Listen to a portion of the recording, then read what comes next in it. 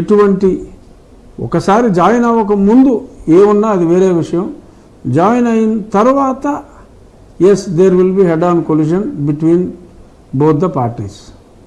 గౌతమ్ గారు, రాజు గారు చెప్పినట్టుగా పిసిసిఏ అయ్యే అవకాశం ఉంది నాకు తెలిసినంత వరకు అని రాజు గారు చెప్తున్నారు కదా.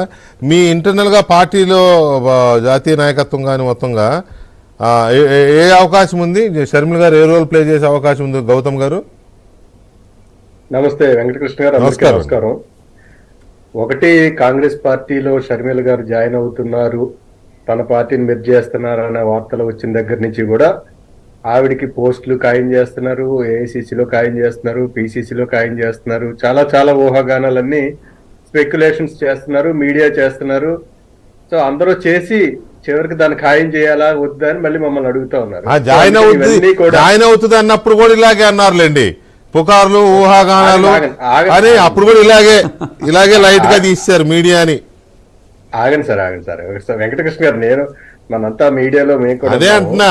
సో ఇప్పుడున్న మీడియా ప్రోయాక్టివ్ ఎలా అయిపోయిందంటే షర్మిల గారికి పోస్టులు కూడా మీడియానే ఇచ్చేస్తుంది అంటున్నాను నేను. అది మా పాయింట్ ఏంటంటే, షర్మిల గారికి పోస్టులు మీడియా ఇచ్చేస్తుంది, మా పార్టీలో లేని నాయకులు ఆవిడకి పోస్టులు మాకు సర్వస్వం తెలిసినట్టుగా చెప్పేస్తారు. కనుక మాకేం తెలియదు కదా మరి ఇప్పుడు మాకు మీరు చెప్తున్న దాని ప్రకారం. సో పాయింట్ ఏంటంటే, సీరియస్ గా చెప్పాలంటే షర్మిల గారు, వెంకటకృష్ణ గారు, I will leave the debate. Venkatakrishna గారు, నేను మాట్లాడను, పార్టీలకు సంబంధం లేకుండా తెలిసినట్టు మాట్లాడుతున్నారని చెప్పి ఎవరు పడతాడు మాట్లాడి డిబేట్ లో నేను ఉన్నాను. Let mister Gautam talk whatever nonsense or whatever he wants to talk. I am leaving. రాజుగారి పార్టీ ఇంకొకరు ఉంటే నన్ను పెట్టకండి, నాకు అదే చిరాకు. రాజుగారి పార్టీ మీద ఇంకా ఆయనకి చాలా ప్రేమ ఉంది కనుక